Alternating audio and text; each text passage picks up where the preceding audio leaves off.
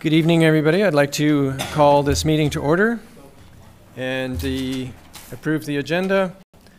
First, I'd like to recognize that we're doing our business this evening on the unceded traditional territory of the Hupechesit and Sishot First Nations. Councillors, any late items? City Clerk, any late items? I'd like a motion to approve the agenda as circulated, please. I'll second that, Mr. Mayor. All in favor? Carried. Council, unfortunately, Councillor Minions isn't able to join us this evening, but hopefully next meeting. Council, we have the minutes of the special meeting held at 4 p.m. and the regular council meeting held at 7 p.m. on May 14th. A motion to adopt those minutes, please. So moved, Mr. Mayor. Second, Mr. Mayor. All those in favor? Carried. Thank you. As council brings us to the public input period, it's an opportunity for public to address council on topics of relevance to City Council. Maximum of 4 speakers for no more than 3 minutes each can be accommodated. Does anybody wish to address council? Here we have bikers first. Thanks, Mike. Good evening, Mayor and Council. Sarah Thomas, 9th Avenue, Port Alberni. Thanks for the opportunity. Just figured since we were here, we may as well take a moment to come up and say hi. Also let the community know that it is the first day of Bike to Work Week right now, Monday. So special shout out and kudos to Chris and Dan. If you want to come up and join us, Councillor Washington and Councillor Alberni, join us in this photo. Come on up. Also, let everyone know that there are celebration stations going on all week long, so you can visit biketowork.ca/port-alberni to find all the lineup of events happening for the week. As well, the kickoff was today. The finale is on Saturday. Thanks very much, everyone. Thanks, Dan and Chris. The finale is on Saturday, so if anyone wants to join, there is still time. The bike parade will be going on starting at Echo Center at 2 p.m., biking to the Harbor Quay for barbecue, music, general celebration of cycling in the community.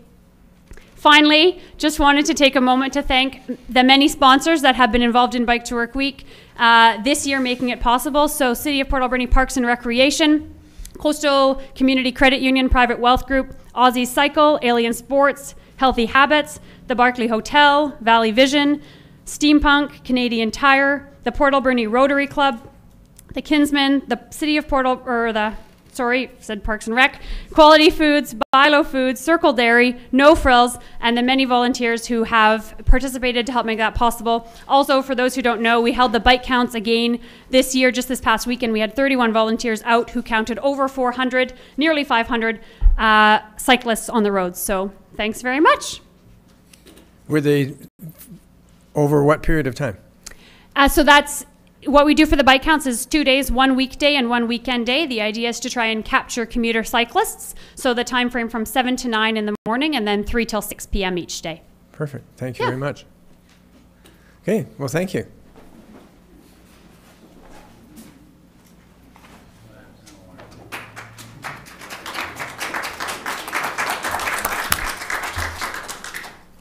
Okay. We have one more person, I believe. Yes.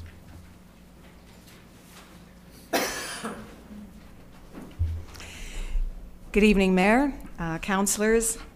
I'm the Reverend Brendan Estegard Paul. I'm pastor at Trinity Anglican Lutheran Church just up the way. Human beings are hardwired to say no. It goes back millennia, the reasons for that, but it's probably why it's such a surprise when we hear yes, and why it is so joyous when we are experiencing real positive energy. And that kind of positive energy, you might even want to call it a synergy, is what's happening with some gatherings that are happening here in this part of Port Alberni that's known as Southport. As residents, merchants, and people who just care about Southport have been coming together. As they're gathering, we're discovering that there is this common love for this part of Port Alberni. People have chosen to live here, to work here, to invest their money, yes, but also to invest their hearts. It's not that people are blind to some of the challenges that are here, but they see the beauty and they see the possibilities. And nothing is standing in the way of people believing that by working together, any challenge can be surmounted. Your job, of course, is to discern what is best for all of Port Alberni. And in the course of this evening, and I have no doubt in the weeks ahead, you're going to hear some of the ideas that are surfacing from some of these gatherings. I want to leave you with these words, that a thriving Port Alberni includes a thriving Southport, where there's a place for all, and that a proud Southport is part and parcel of a proud Port Alberni, where we all gather together, north, south, east, west, around this place that we truly love. Thank you. Thank you.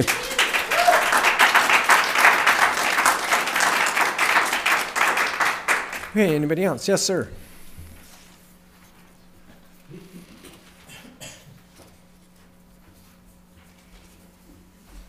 Thank you, Mr. Mayor and Council, and ladies and gentlemen. I just wanted to take an opportunity to do a brief shout out to a local event in the community that was about to disappear, but fortunately we've been able to revive it. So it was called Walk with the Dock program. And I believe the Director of Parks and Rec is going to go into it a little more thoroughly later in her report. But I wanted to give a shout out first to Dr. Darrell Lund for the tremendous work he's done over the past several years in being the driving force behind Walk with the Dock, which promotes healthy lifestyles and healthy living. We've managed to save this event. We've scheduled it for June 19th at our multiplex from 5 to 7 p.m. And the people that I want to really give a shout out to next after Dare are Dr. Robbie O'Dwyer and the Canadian Mental Health Association, whom I'm representing tonight, and the staff at City Parks have just been tremendous in helping put this together. So we had a meeting today. There were over a dozen people there from all walks of life, and we're just trying to promote healthy lifestyles, healthy living, healthy options.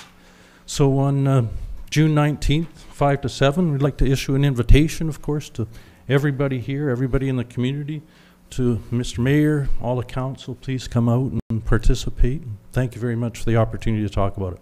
That's great. Thanks. It's in my calendar. Okay, anybody else? We have room for a fourth person. Okay, thank you. Then that brings us, council, next to delegations. I believe we have a delegation from the Uptown Merchants.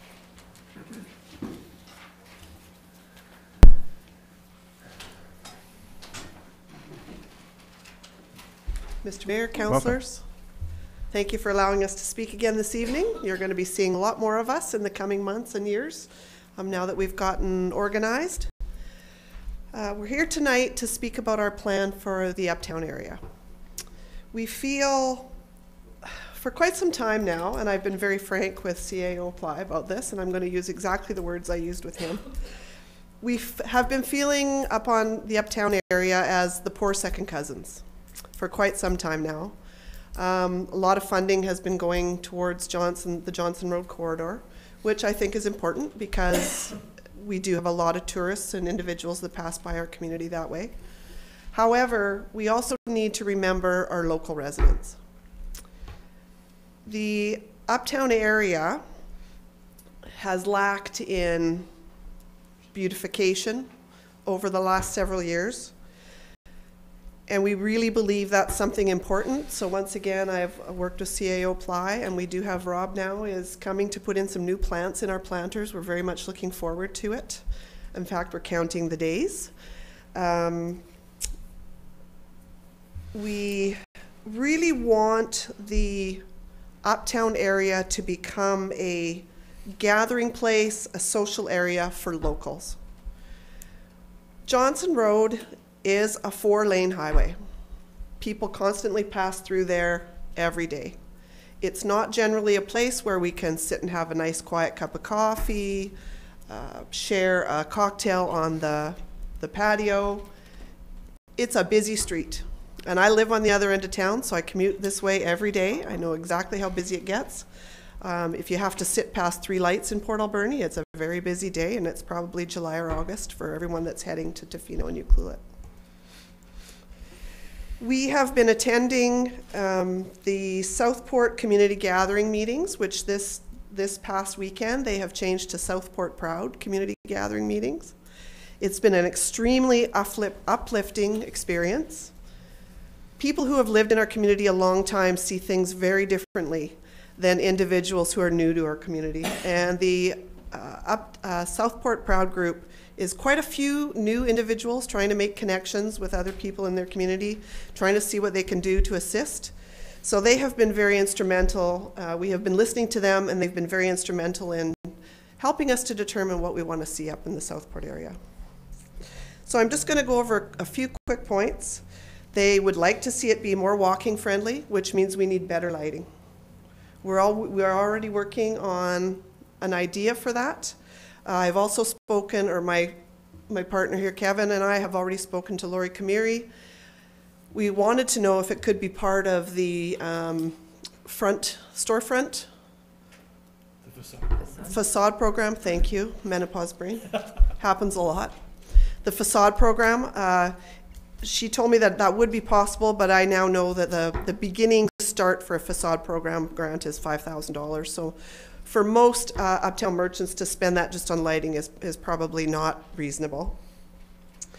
They are looking for the area to be more walker friendly. They're looking for benches for sitting. They're looking for a bathroom, which I think is completely reasonable. We do have bathrooms down at Harbour Quay, for instance, that are accessible to the public. We need better access to parking. So we have come to a plan that we think will help all of these ideas. I sent to Davina a single picture, which is actually our proposal for the 3rd Avenue Uptown area from Argyle to Mar. Over the coming years, we are going to be working towards this. We are looking at a traffic circle at where the old CIBC used to be and the TD Bank. We want to put in 6-foot boulevards. We want to turn this from a 4-lane street into a 2-lane street, which is great for safety for people trying to cross the streets. We'd like to be able to put the boulevards to make them green, to have them pretty. So once again, we're back to our beautification. We are going to be working towards fundraising for some of these ideas. We're not here to ask you for any money tonight, because I know we've already passed the budget for this year and that everything's in place, but we do have every intention of coming next year to ask for some funding for the boulevards and the traffic circle. I realize that's not something that's going to happen overnight. It may take a few years in the process. We'll also help to fundraise towards helping to make that happen.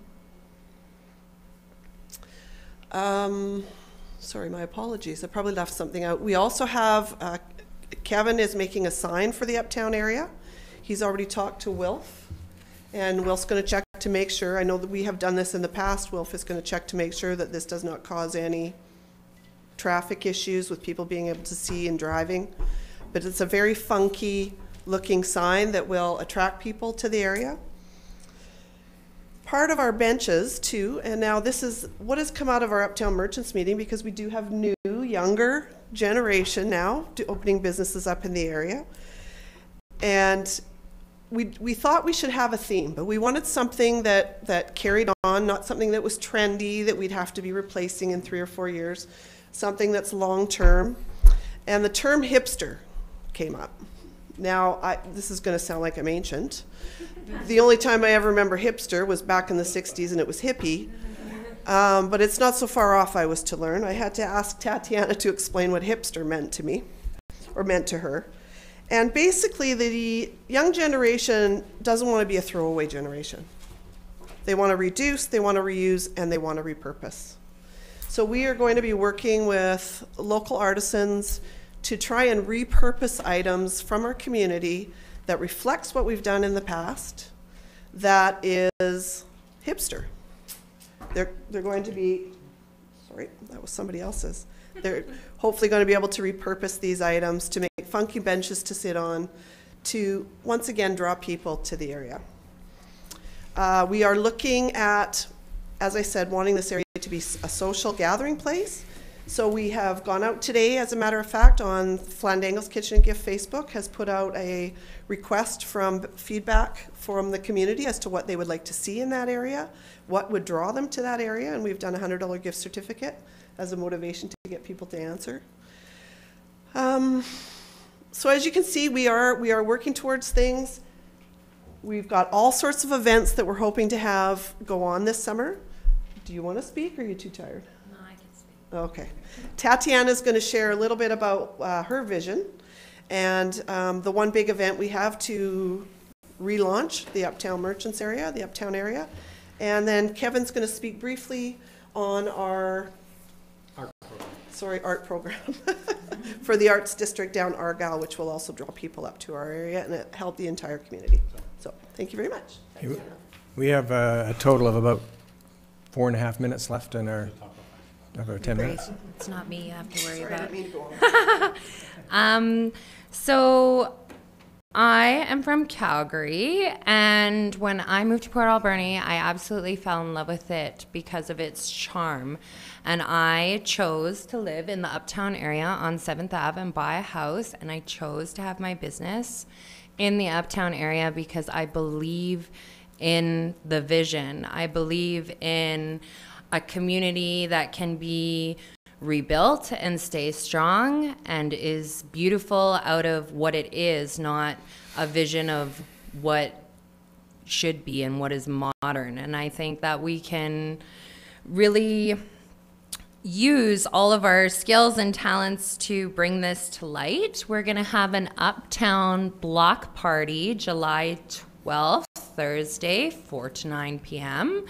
I think we have to do some paperwork stuff with that. But yeah, it's going to be really fun. We're looking to have youth from the Battle of the Bands and have tables and events and buskers and live music and henna and face painting and just really bring that community aspect to all parts of our community, and specifically focusing on Uptown at this time. So with that, thank you for your time, and I'll Thank you. about the art program. In 35 seconds.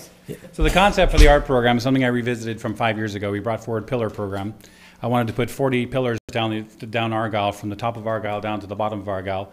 We were offering over $1 million worth of art, and the ask for the city at the time was $40,000 for us to build the art pillars. It didn't go ahead because of the financial costs, and I wasn't able to find other monies that short period of time. However, we've changed the model quite significantly. We've decided to see if we can go with metal pillars made locally, and the pillars would be around $2,000. I'm going to come back with a full presentation because this isn't nearly enough. And the concept is that we're going to have up to 40 artists displaying their work. There'll be no commission status on the art. The art is actually going to be placed on the pillars and for sale. So we will have 40 artists' work all the way down the bottom of the hill. Just to give you an example, this is a scale model of what we're talking about doing. It'll be branded with the artist's name, their product, the actual art itself, the website or connection material, and then we'll be having either a sponsorship program or we'll be doing a memorial program, which I think is very valuable. Sutton Realty has already offered to buy one. John Maba has kindly, he's gone. John Maba has kindly wished to buy one for a memorial program. Thusly, there is zero cost to the city. These pillars will be paid for by either donation or through a memorial program. So instead of a memorial bench, it's actually cheaper to buy a memorial pillar. The pillars will actually be designed with 4 LED lights on each corner and electrified. So when you're driving down Argyle, on every corner and halfway down every single street will be art going right down onto the Harbor Quay, with your approval, that is, of course. I'm sitting with Arts Council this week, getting some more stuff nailed down, and I will make a full presentation. The pieces will also be done in a full powder coat, either in a gray or a copper. And I think it'll be a valuable addition to the community, as well as the fact that it's going to be one of the largest open-air market galleries in North America at 2,000 feet long. So it'll be a huge boom for anybody coming to the Harbor Quay, because they'll inevitably get interested with the art and start walking up Argyle, which will create walking traffic and hopefully help the people who are trying to open businesses on Argyle and encourage that kind of model. So I will come back next month with a full-on plan with representation. And just as a sideline, this is actually Connie Watt's sculpture. She's really super excited about getting involved. She would like to be on the board to help choices because she's integral in public art, and she's done a lot of work with that. And so she's super excited, and I've also got a lot of interest from a lot of other First Nations as well as other local artists. So thank you much for your time. Okay, thank you. Council, any questions before we get away? Councillor Alberni. Thank you, Mr. Mayor. I just want to say it looks fantastic. It's a great idea.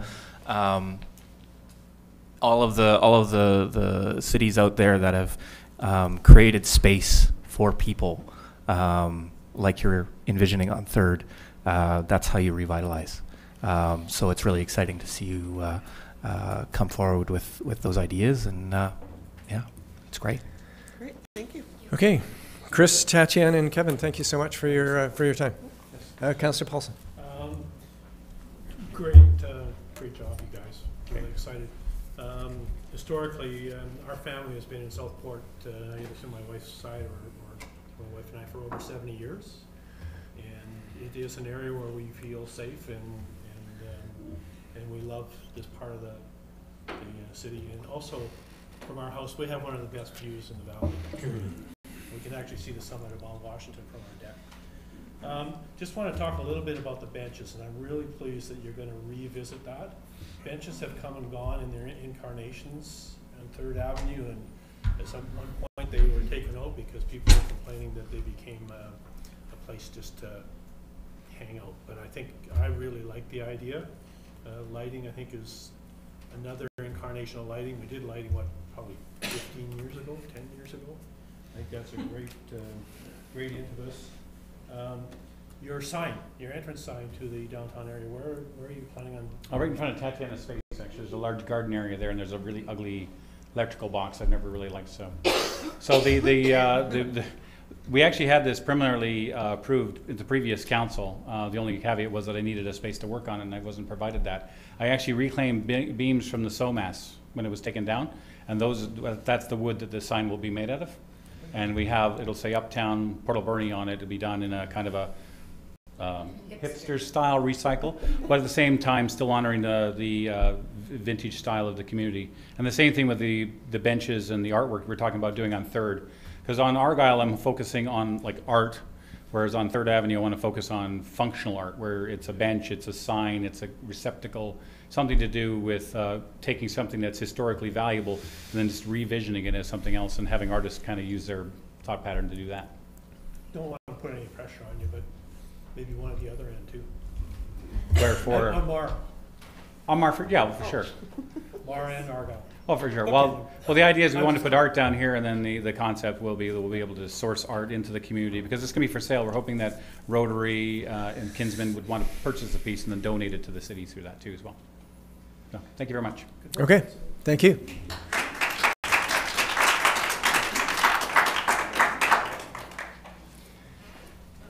Okay, Council, that brings us to unfinished business. The first item was BC Hydro net metering policy. Councillor Alberni, you introduce that? Yeah, I guess I'll read the motion, then I'll talk to it. Perfect. So that the City of Port Alberni send a letter expressing concern in proposed changes to BC Hydro's net metering policy in light of the city's efforts to promote the installation of solar technology on city, residential, and commercial buildings. Is there a seconder? Second, Mr. Mayor.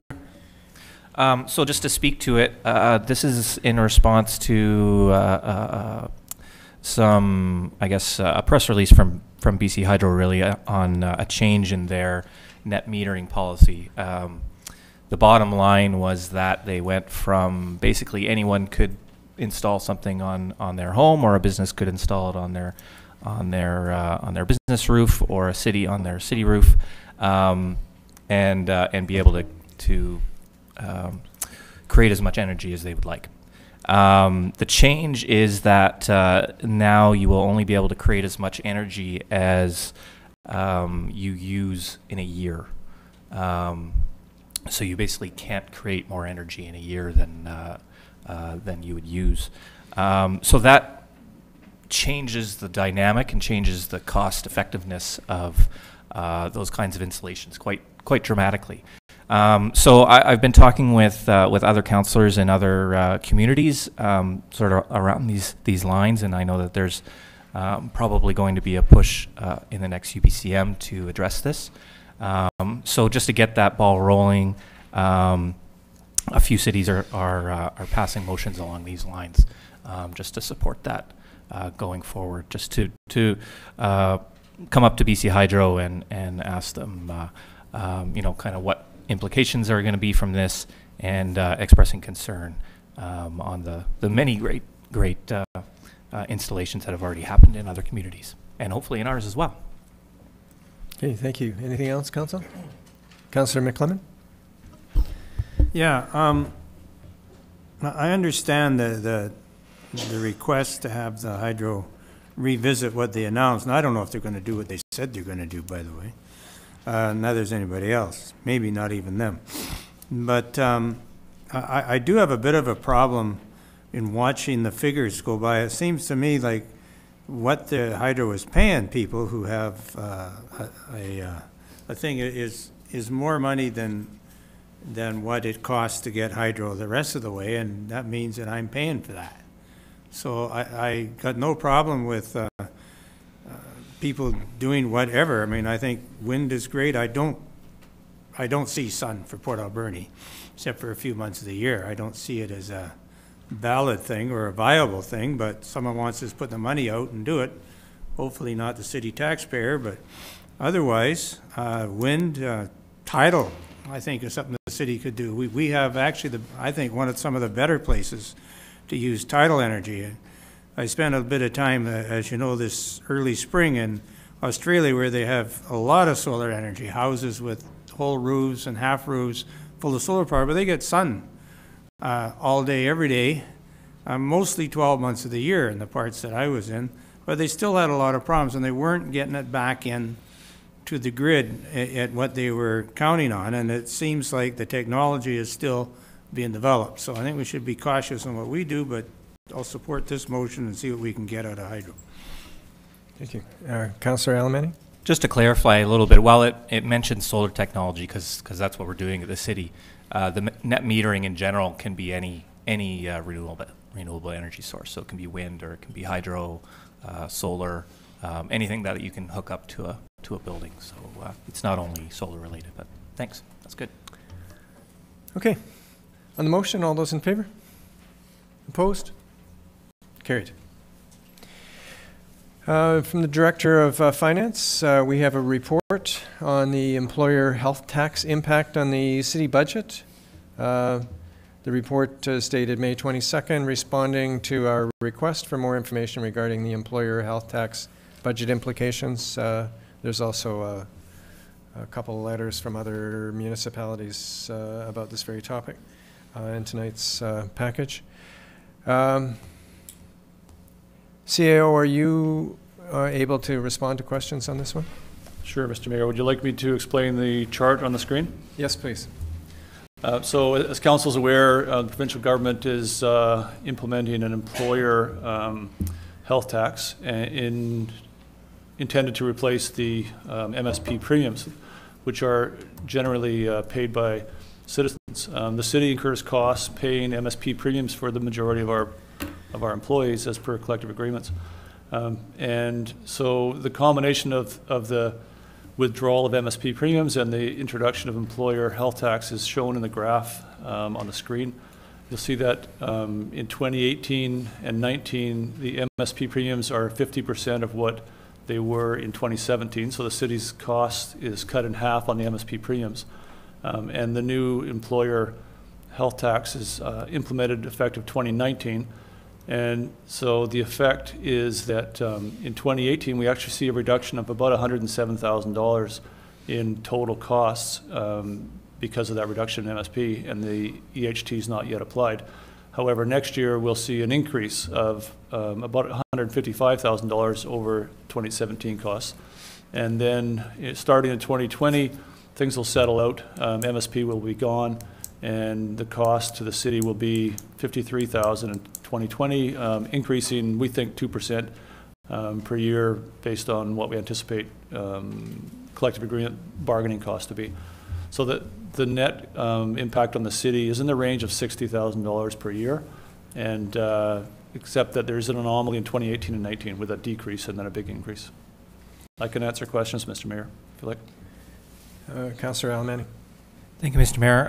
My only question, I guess, was whether the MSP premiums in previous years had increased. You know, what did those increases look like? I don't have that information. It wasn't payroll based, so I'm not sure what the MSP premiums did prior to that. Councillor Paulson? I don't know, I'm struggling with this one, but just kind of making an observation only from myself, but this is kind of another example for me of senior governments downloading onto municipalities and expecting them to collect fees and services. At the end of the day, although it looks great that there's no MSP premiums, somewhere along the line in budgeting for municipalities, we have to recoup that expense. So somebody's paying the bill on their tax bill. It's just another thing that I think that the government has rushed into, and I just get the feeling it's sort of unfinished or not well thought out, but that's only my observations, and I have a feeling it's what we're going to be stuck with, but anyway, thank you. Councillor Sauvé? Thank you, Mr. Mayor. I agree with Councillor Paulson. You know, it's kind of, you find it unfair that the government, you make it a big news that, you know, the MSP premiums are going to be at zero for employees and all that, but this has to be paid somewhere. And to download it onto the city as to being responsible without any type of warning or so forth is somewhat concerning to me. But that cost is going to have to come out of somewhere. And the option for us, it's the taxpayers, or we cut something from our budget. So I'm just very concerned about it, and I hope when it comes to the next budget year, we're very interesting how we're going to do that. But thank you. Councillor McClellan? Yeah, my understanding is that this is an employer tax for all employers, not just municipalities. Right. So it's kind of hard for us to accuse them of downloading on us, and everybody's got to pay, and we just happen to be an employer. However, it is changing a system, and it's going to have to see how it works. I think we're about the only province left who still has MSP premiums. I think most of the provinces have done away with them. I could be wrong on, I don't know if all of them have, but I know quite a few have. I was reading when this first came out last year. It's not brand new. It was passed in sometime last year and announced this spring, but it'd be interesting how it works. I'm surprised that it's not more of an effect on us, and I'm pleased about that. Just 2019 seems to be the big jump, and then it goes back down in 2020. I'm not sure how that calculates, but okay, we'll take any down we can get, providing those numbers are accurate. Maybe a CAO can explain why 2020 went back down and 2019 was a big boost. The only explanation I can offer is that the new tax begins in 2019, a year that we're still paying 50% of MSP premiums, so the two compound, and that results in us paying, you know, effectively a whole brand new 100% of the brand new tax and 50% of the previous MSP premium. So that 1 year compounds. I have no more information than you on why the province chose to compound for a year. And it does, just for Councillor McClellan, it applies to employers of a certain size. It doesn't apply 25 employees or more. And so clearly we're in that category, whereas the ACRD isn't at this point. There's also added to this, starting at the same time as an increase in CPP. Although that wasn't part of what I asked for, it is something that the city is going to have to take into its calculation. And the $53,000 to $65,000 difference between in cost between 2017 and 2022 ultimately translates into cost for the taxpayers at Port Alberni, or jobs, or something. And somehow we're going to have to accommodate this. So there will be a challenge. But I think it's just important that council and therefore the public is aware of what's headed our way. So a motion to receive this. So moved, Mr. Mayor. Is there a seconder? Second, Mr. Mayor. All those in favor? Carried. Thank you.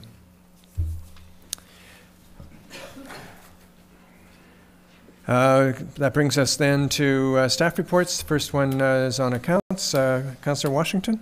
Thank you, Mr. Mayor. I move that the certification of the Director of Finance dated May 28, 2018 be received and checks numbered 141564 to 141619 inclusive, and payments of accounts totaling $359,361.90 be approved. I'll second that, Mr. Mayor. All those in favor? Carried. And City Clerk, we have Harper Quay, Unit number 14, Main Artery. Thank you, Mr. Mayor. This is just the renewal of a lease with Dave and Gwyn Hunt for the Main Artery, which is one of the units surrounding Spirit Square. It's a one-year term with a monthly rent of $290.53 per month. Councillor Elliman, are you able to make that motion? Yes, Please. that council for the City of Port Alberni authorized the mayor and clerk to enter into a lease for unit number 14 at the Alberni Harbour Quay with Dave and Gwyn Hunt for the Main Artery for a one-year term commencing July 1st, 2018 at the current monthly rent of $290.53 per month plus GST. Second that, Mr. Mayor. Discussion? All those in favor? Carried. And City Clerk, another Harbour Quay lease for Spirit Square? Yes, Mr. Mayor, this one is for the crafters market that's held on Sunday mornings within Spirit Square. So it's a 5-month term from May to September. Okay, thank you. And Councillor Paulson, are you able to make that motion, please? That council for the City of Port Alberni authorized the mayor and clerk to enter into a lease for Spirit Square at the Alberni Harbour Quay with Gwen Lowe and Beth Larson for conducting a crafters market for a 5-month term commencing May the 1st, 2018 at the current monthly rate of $75 per month plus GST, $395.75 for the term. I'll second that, Mr. Mayor. Just to correct it, $393. So $393.75. Got to For save the that record. $2. Okay, all those in favor? Opposed? Carried. And City Clerk, from the Alberni Valley Community Forest Corporation.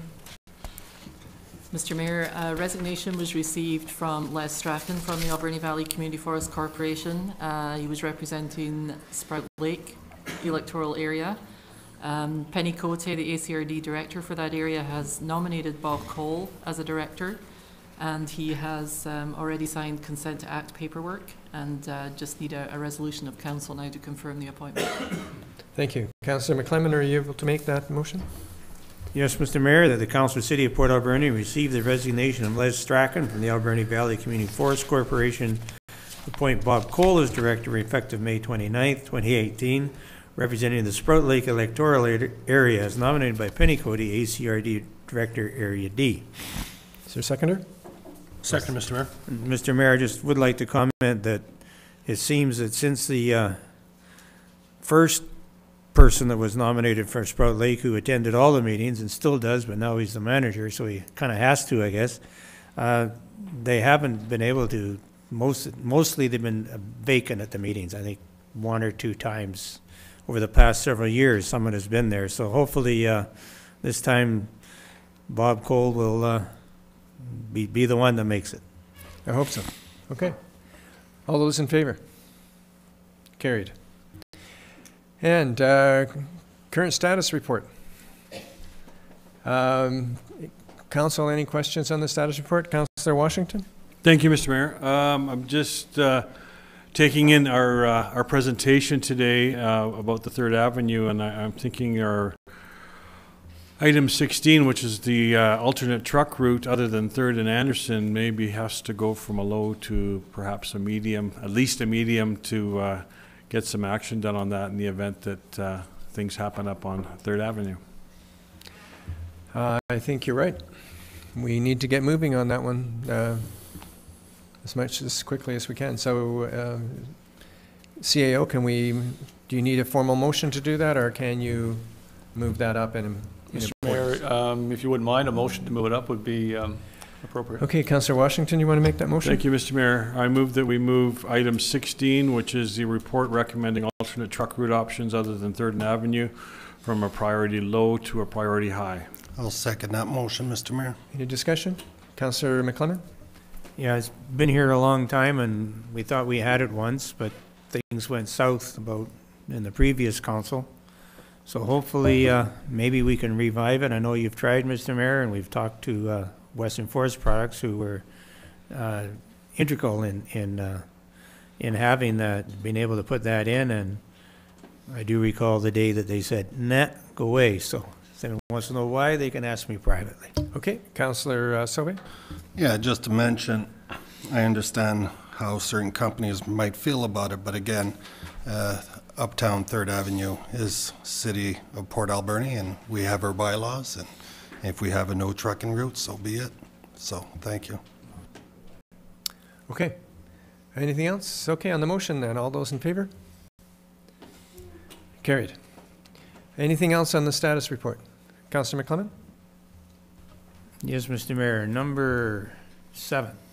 I'm just wondering if the clerk has any updates on how soon that can be. This is a federal government downloading on us, on everybody who happens to got elected in the country of Canada. And I'm just wondering how we're doing on getting that worked on. Mr. Mayor, CAO Ply and myself are meeting with the Chamber of Commerce and with the Labour Council, with representatives from each of those organisations this week to discuss next steps and how to move forward with that, and in having it an independent process from Council and targeting the August 1st deadline that Council has set. Okay, thank you for the update. Anything else, Council? Then I move we adopt the status report. I'll second that. all those in favor? Carried. Council, that brings us to our manager's monthly reports. This one from Parks, Recreation and Heritage.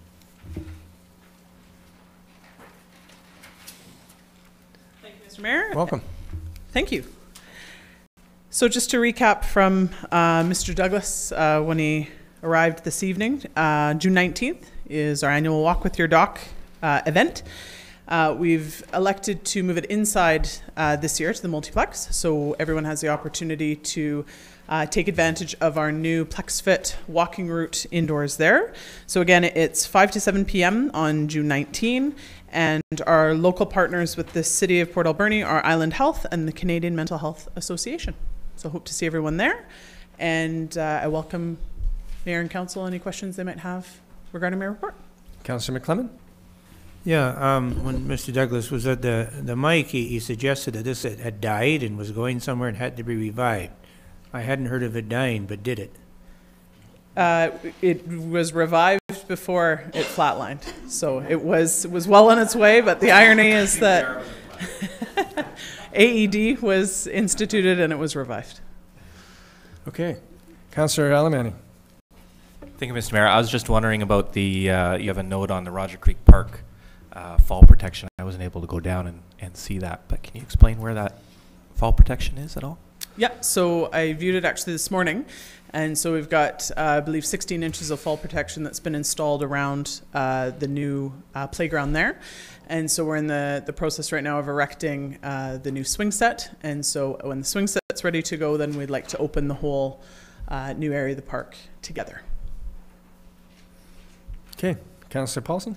Just a comment. I'm really pleased here to see that you included TJ and Richard from ADSS after their presentation to council, and hopefully a bunch of good stuff will come out of that. Yeah, absolutely. Yeah. And yeah, it was a fruitful discussion that TJ and Richard had with our programmers, and so we've started that conversation with them, and they were very excited when we reached out to them. We hope to partner with them, potentially with some volunteer opportunities over the summer as well, to get those two students when they show that sort of initiative, those are the types of students we'd love to engage as much as we can. So if there's an opportunity to involve both TJ and Richard as part of our Ambassadors of Awesomeness throughout the summer, we'd like to offer that to them as well. Good for you guys. And a question on the gull down at the naming contest for the gull. Once the name's decided, will there be a little plaque that says, Gully the Gull or whatever it happens to be? I'd like to think so. So we know we can reference that the gull in its proper terms and with its formal name, whatever it might be. Okay, thank you, Councillor Sauvé. Thank you. The water park. How is it doing? Is everything completed now? Which one? Blair. With Sorry. Blair.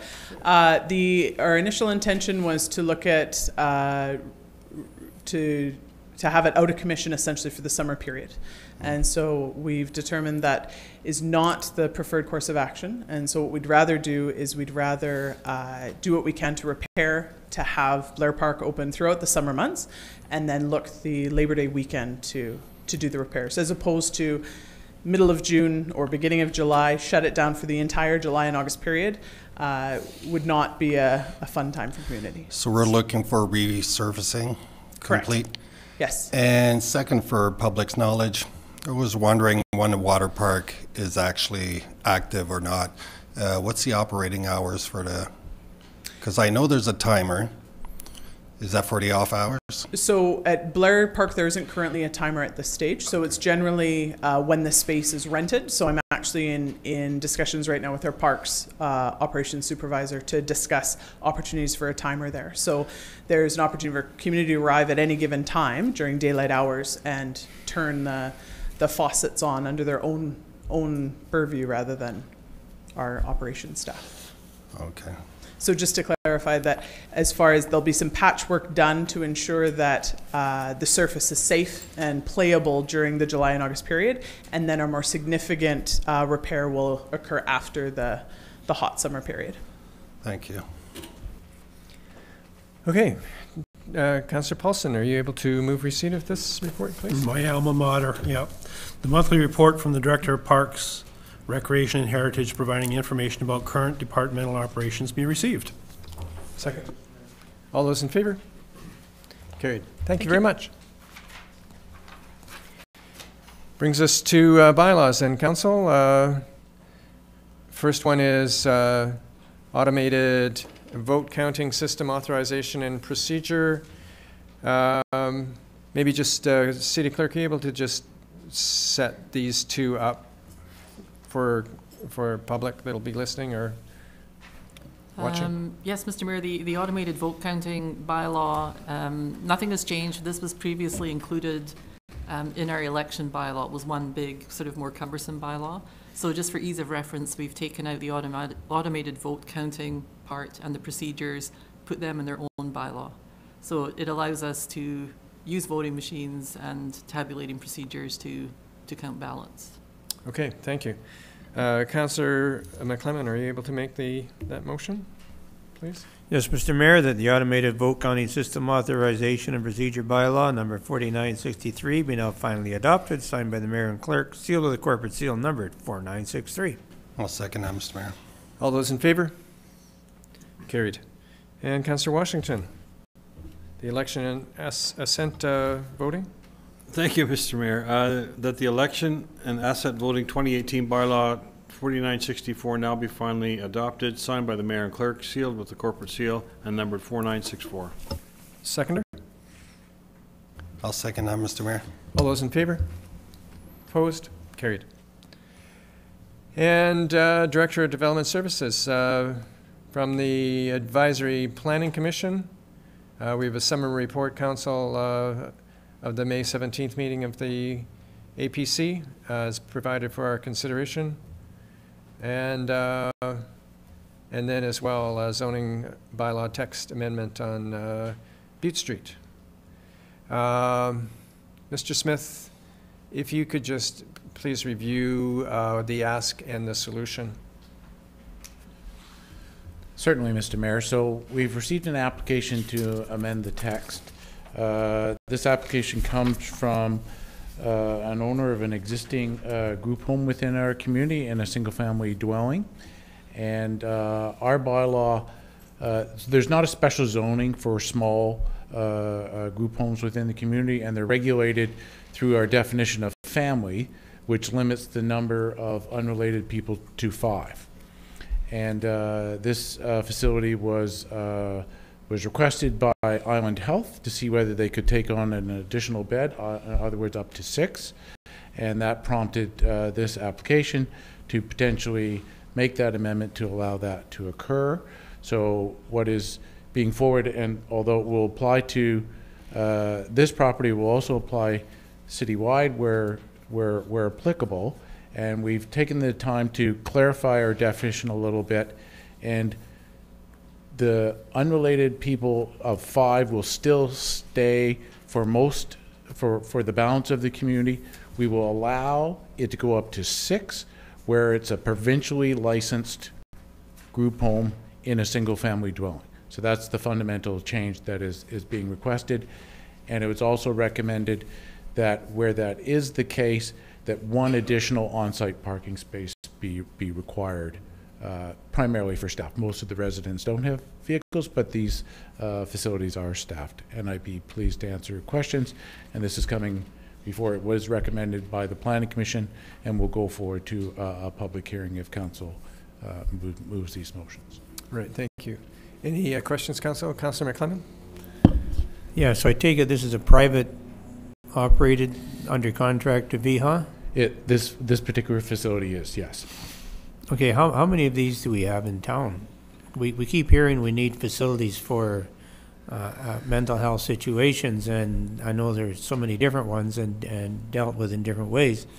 But do you have any idea how many, like this one, I'm guessing which one it is, but how many there are that we could maybe be asked for 6 or already are going up to 5 and don't need any special permission? So most of them don't need a special permission if they stay within the maximum number of people. I don't have an exact number because they don't, unless they're a private operation, they need a business license. But if it's a government one, they wouldn't necessarily need a business license. There's not a ton, but there are a number mixed in the community, and that's the intent, is that they blend in within our residential communities, but they're kept at this small size, and of course they have to meet the building code and fire code, which this particular one would, but I don't have an exact number. Councillor Sauvé? No, I was just going to repeat what Mr. Smith was stating. The provincial government many years ago has implemented that instead of having institutions, that they would actually have these support homes mixed in within our communities, and that has been passed for legislation, and it's integrated within the community. There's many of them within our community, covering aspects such as disabilities and mental health, and even rehabilitation. So there's many in our community. How many are private? I'm not quite sure, but it's all integrated within the community. Okay, Councillor Alberni. Just a little note I saw, there was some discussion on the sort of the effect on Airbnb type rentals. So this, you said, I think in the text it says non-transient persons, so I think that was just in order to prevent Airbnb type situations. Is that what that wording is for? Essentially, I mean, that's in our existing definition, and that will stay in this definition. So technically Airbnb is still they're not a permitted use within our zoning bylaw. Okay, thank you. Thank you. Councillor Sauvé, are you able to, could you please make that first motion? First of all, the first motion that the summary report of the May 17, 2018 meeting of the Advisory Planning Commission be received and all the recommendations accepted. Is there a seconder? Second, Mr. Mayor. Any discussion? All those in favor? Carried. And then now setting up for the next stage, the zoning text amendment, Councillor Sauvé? That the zoning bylaw text amendment number T14 of 4742 Butte Street, L. George, bylaw number 4965 be introduced and read for the first time. Second, Mr. Mayor. All those in favor? Carried. That the zoning bylaw text amendment number T14 of 4742 Butte Street, L. George, bylaw number 4965 be read a second time. Second, Mr. Mayor. All those in favor? Carried. Now setting up for the public hearing. That the zoning bylaw text amendment number T14 4742 Butte Street from L. George, bylaw number 4965 be advanced to a public hearing on June 25th, 2018 at 6:15 p.m. at the City Hall Council Chambers. Second, Mr. Mayor. All those in favor? Carried. Thank you, Council. And then, Council, that brings us to correspondence for action. The first one is Citizens for Safe Technology. We have a letter requesting Council review all permits, antenna siting policies, and agreements currently in place with telecommunications companies. Councillor Alberni, are you able to make that motion, please? That the letter requesting Council to review all permits, antenna siting policies, and agreements currently in place with telecommunication companies be received. Seconder? Second, Mr. Mayor. All those in favor? Carried. And from the Western Vancouver Island Industrial Heritage Society, we have a letter dated May 22nd advising that their antique truck and steam show will take place in and around the Industrial Heritage Center at Rec Park on the Labor Day weekend and requesting the closure of Dunbar Street. Councillor Washington, are you able to make that motion? Thank you, Mr. Mayor, that the letter dated May 22, 2018 from the Western Vancouver Island Industrial Heritage Society be received and Council for the City of Port Alberni endorse the closure of Dunbar Street from the corner of 7th Avenue and 9th Avenue from 7 a.m. Saturday, September 1 until 5 p.m. Sunday, September 2 for the antique truck and steam show. I'll second that, Mr. Mayor. Discussion? All those in favor? Opposed? Carried. And from the City of Langley, we have a copy of a letter to BC municipalities dated May 17th, urging each municipality to write the provincial government requesting the elimination or reduction of the newly implemented employer health tax. Councillor Alberni, are you able to make that motion? That the letter from the City of Langley to BC municipalities dated May 17, 2018, urging each municipality to write to the provincial government requesting the elimination or reduction of the newly implemented employer health tax be received. Second, Mr. Mayor. All those in favor? Carried. And there are no proclamations, but we do have some informational correspondence. City Clerk? Just 3 items, Mr. Mayor. Copy of a letter from the City of Langford to Finance Minister regarding concerns with the proposed British Columbia speculation tax and encouraging the government's support of a smart tax policy to allow for an increased supply of affordable housing. Spark BC advises that Access Awareness Week is May 27th to June 2nd. And lastly, the Ministry of Health acknowledges the positive results of the BC Farmers Market Nutrition Coupon Programme and also advises the province is expanding the programme and increasing it from $240 per participant household to $336. Okay, thank you. Council, anybody wish to pull something out? Councillor McClellan? Yeah, number 3, I think, is at least worth noting. It's a program that our farmers market have supported and been part of for quite a few years. It provides healthy food for 2 groups of people. One of them is those who need it for health, cancer and other things. They come out of the health network. And also for those of lower income who really can't afford to have the cash to go down every Saturday and buy, so they get the coupons, and the merchants are quite good at making the amounts up so they can afford to get it, and it's a good program. And of course, that's why we sent them the letter telling them that it was a good program. That's why we did. Okay. Councillor Paulson, are you able to move receipt of those? I'd like to move that informational correspondence items numbered 1 through 3 be received and filed. All those in favor? Carried. Thank you. There is no report from in camera, which then brings us to council reports. First one is mine. First, I'd like to thank Councillor Alberni for representing me at a couple of important occasions on the weekend. I was in Vancouver at a granddaughter's dance recital, so thank you, Councillor Alberni. The 15th and 16th of May, we had the Natural Resources Canada team here meeting with First Nations manufacturers, remanufacturers, and specifically Catalyst Paper for most of one day, talking about various programs and financial assistance that the federal government can offer. It was great sessions.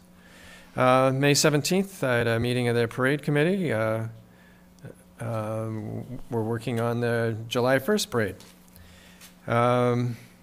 May the 18th, we had the joint meeting about public safety. May the 19th, Council, I took a tour.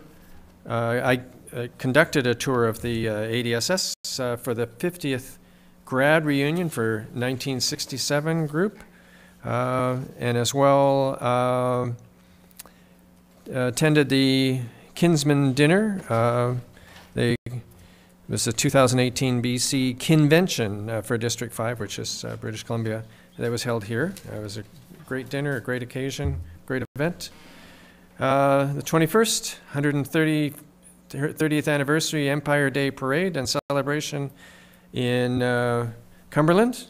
Attended each year representing our city, and it's quite the event, and I believe one of the last ones in the country.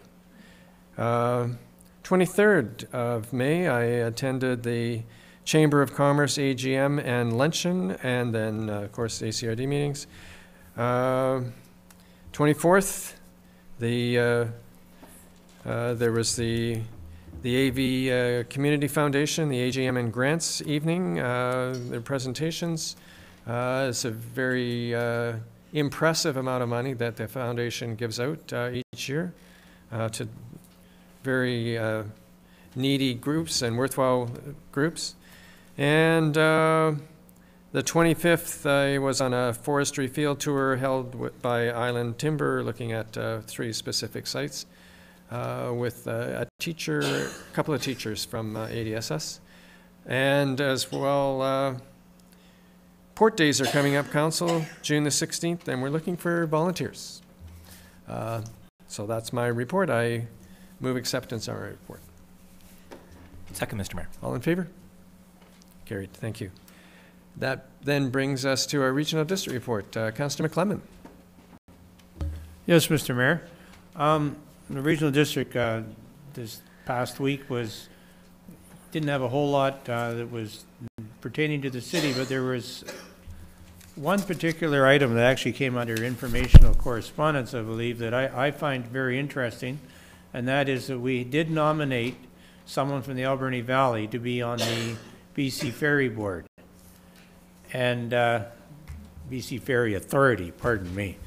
And that is Shelley Charest from Beaver Creek, and she has said that she will be available to, she is not an advocate for us, but she will be willing to meet with the regional district and city to explain things that are happening. And I think this is a definite plus. It's not everything we wanted. We would like an advocate on there that these are what we need, but at least we're represented.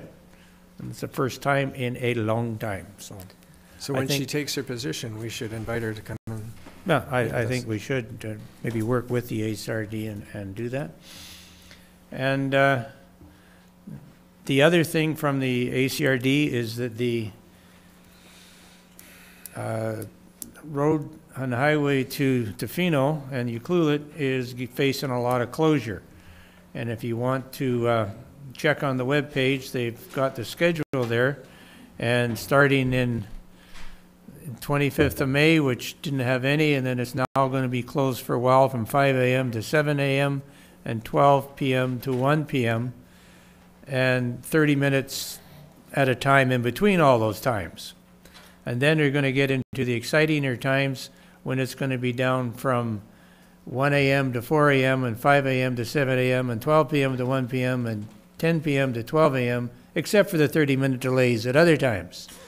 So this is, in the end, it's going to be a much better highway to the coast, but it's going to be very disruptive, I believe, for the people there and those traveling. So we probably should be advertising somewhere that we do have rooms available, and I hope sometime we'll have some spare motorhome and trailer places available. It seems like we got a few and they got filled right up with almost regulars. So other than that, that is my report from the regional district, and I move acceptance. I'll second that. I'll second that. Carried, thank you. That brings us to councillor reports, and let's start with Councillor Washington. Thank you, Mr. Mayor. May 17th, I was invited by Katrina from the Canadian Mental Health Association to meet with her in their facility on 2nd Avenue to discuss their hopes and dreams of the association. Got a tour of the facility and was assured that all the groups, local groups, are all playing nice together. So we're not having one fuck against the other, and because that was my first question was, as long as you guys are going to play nice, then I'll listen to what you have to say. So no, quite a facility, a big commercial kitchen down below, cooking up meals for those less fortunate. So kudos to Katrina and her staff, very friendly and very helpful. May 22nd, attended the Kiwanis Hot Dog Roast at Canal Waterfront Park. Had Kiwanis members from Courtney and Duncan there, along with Director Thorpe and Parks Operations Supervisor Goodrow. General discussion of what's been done, and it's fabulous down there. If you haven't been down there, it's transformed immensely. And again, more hopes and dreams were discussed about things like wharfs and stuff like that. So I'm sure Director Thorpe will have a report later on. May 26th, attended the Southport Proud Neighborhood Gathering at Trinity Church. Enjoyed a potluck dinner with over 20 business owners and neighbors there. Reverend Brenda has been in conversation with Director Thorpe again, offering the church for parks and rec and related programs, and also as an emergency gathering place for the side of town. That's very important for our next emergency that occurs. Discussions with the merchants and homeowners in the area about concerns. Big one is still the logging truck thing and use of engine brakes. Very happy to see the Southport people banding together to try and make the city a better place. Their next meeting is June 23rd, 5:30 at the Parish Hall. So everybody's welcome. Reverend Brenda? Thank you. After that, Christine and I headed to the Rainbow Room to see the local teens perform at the Youth Battle of the Bands. A lot of good talent in this town, and I hope that these young kids get to get out there and show their stuff. Congratulations to Sean Lyons, and look forward to see all these kids out at Shaker in a couple of months' time. And yesterday helped my friends here in the front row with a little bit of work down at the Business Development Center, mostly schlepping stuff to the dump, but hey, somebody's got to do it. Kevin's doing most of the work inside and doing an awesome job. And of course, my wife. What can I say? And just to quickly wind up Sunday, on the way back from the landfill, we stopped at the marina, and it's not VI Fries anymore. It's their new owners there, and I think our next venture, we're going to try the fry burger. They use fry bread for the buns and stuff, so it's a little taste of First Nations down there. So don't go by and think it's Wally, because Wally's gone, and the young people are in there, and it's very good food. So good luck to the kids down there. And today we did our audit meeting, and that's my report. Okay, thank you. Councillor Alberni. Thank you, Mr. Mayor. Like Councillor Washington, I visited with the CMHA last week. It was great to see everything that goes on down there. They have some really good projects coming forward, so that was really good. This week we're off with the mayor to FCM, and next week I have Food Security Climate Disruption Committee. But other than that, just on Saturday I was, like the mayor said, at Kingsway to do the grand reopening of the bar down there. It looks amazing. They've done really great work. Madam Poole and her team down there are really bringing some life back into that place. So it's great. Got to meet Connie Smudge again, which is always fun. And then after that, we went to Ty Watson, the gala. Tons of money raised, lots of really good activity there, lots of silent auction and live auction, and it was packed. The whole Echo Center was packed, so it was very good. And then the last one, I'll just do a little shout out for Bike to Work Week. So just to remind people, www.biketowork.ca/Port Alberni. And for this week, May 29th, there are celebration stations at Steampunk in the morning and afternoon, 8 to 10 and 4 to 6. And then May 30th, 31st, and the 1st, they're at Barclay Hotel, Bylaws Foods, and Victoria Quay. So check those out. And then on the finale this weekend, June 2nd, 2 p.m., there will be a bike parade. You can meet at Echo Center, wear costumes, bring supplies, and decorate your bike if you want. So lots of good stuff going on there. So check out the website. There's lots of people biking to work, and it's been a great event already so far. So that's it for me. Thank you. Councillor Paulson. I took the opportunity to dial into a webinar on open burning and smoke control, just hoping to glean any new information. And really, it was a reiteration of the presentation that they did to us, I think it was last fall or last summer. So there wasn't really a whole lot of new stuff that came out of that. What I did learn is it certainly is not an exact science, because you're relying on weather, humidity, winds, so on and so forth. And when they release the permits, everything looks good, but as we know, the weather can change and it creates problems. I attended the Alberni Valley Community Stakeholders Initiative to End Homelessness meeting on Friday, and there's some pretty neat, exciting things coming down the pipe, and it's not just about homelessness. It's about, for instance, a cause with the women's shelter and moving on to intermediate accommodation, but also for low-income rents and affordable rents as well. So it kind of covers a full gamut of areas. Attended the audit committee today, and I'm off to solid waste management conference. Why, Ron? Because I'm interested. What I'm really hoping for out of that is maybe to come home and have gleaned a little more information with regards to kitchen and garden waste, and I really hope that in conjunction with the ACRD and the city that we can move forward on that initiative sooner than later. We've got the trucks ordered. Let's use them. Yep. And on a feel-good note for myself and also of community interest, on Saturday, I had the opportunity to tour a young fellow that the Alberni Valley Bulldogs are recruiting to play for them next year. He and his mom came to check out the community, and I said, okay, well, I'll take you on a tour. And they're from Detroit. And what I found with that, and I toured them from everywhere from Ship Creek Road, east, west, north, out to the lake, out to the airport, to the Water Buffalo Farm.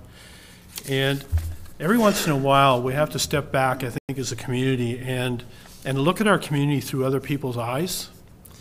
And everywhere we stopped, everywhere I drove, whether it be down on the waterfront with the commercial and the play area down there with Harbor Key, they were astounded at the Alberni Valley, at what we have here, the beauty, the clean air, the clean water. We went to Sprout Lake and they looked at the lake and they went, are you kidding me? We don't have this in Detroit. We just don't.